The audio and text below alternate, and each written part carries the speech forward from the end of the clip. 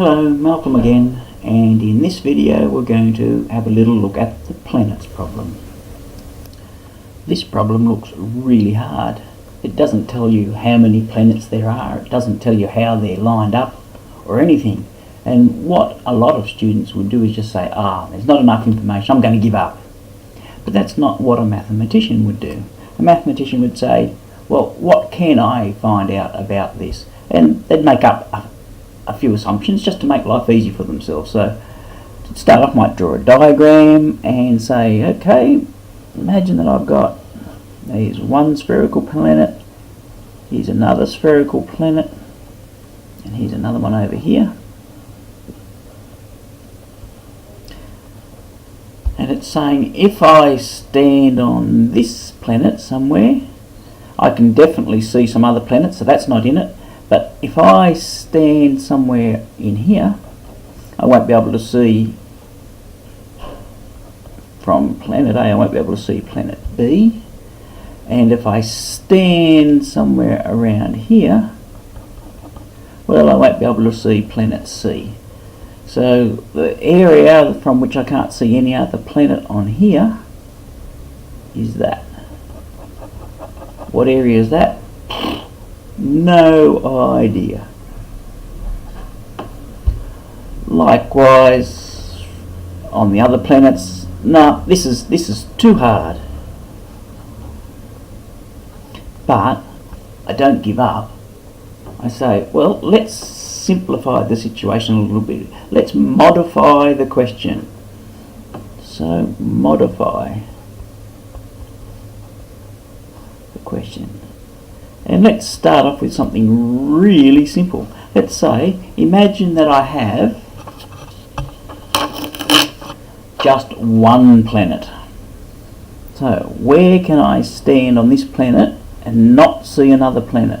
So if I have just one planet, obviously I can stand anywhere on this planet. So the area from which I can see no other planet will just be the surface area of the planet, which is 4 pi r squared, i.e. the surface area.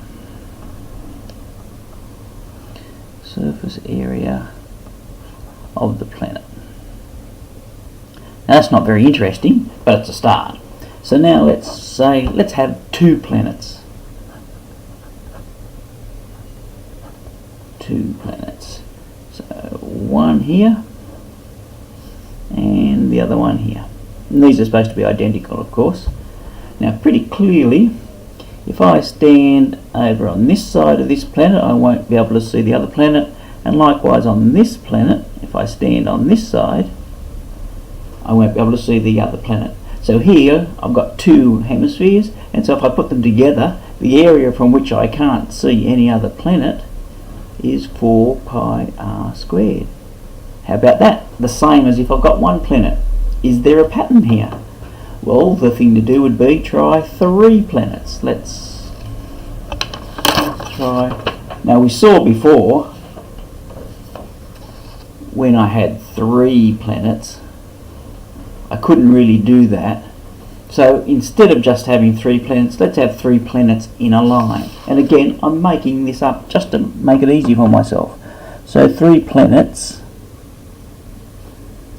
in a line, all nicely lined up. And so here we go, 1 planet, planet A, planet B, planet C.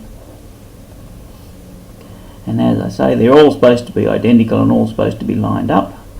And again, here's the portion on planet A from which I can see no other planet. On planet B, I can always see another planet. And on planet C, here's the area where I can't see anything.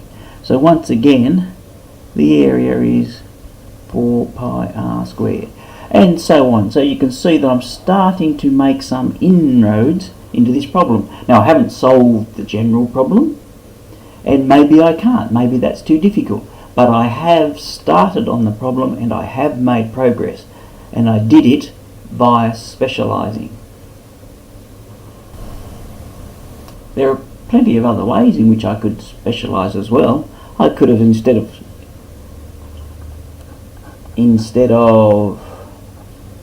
thinking about 3D planets. Alternatively, could try looking at 2D planets, so i.e. planets are just circles. 2D planets. We might have the planets aligned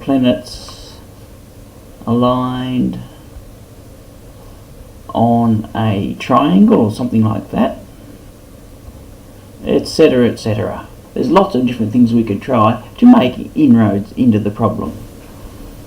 The important thing here is, of course, that not that we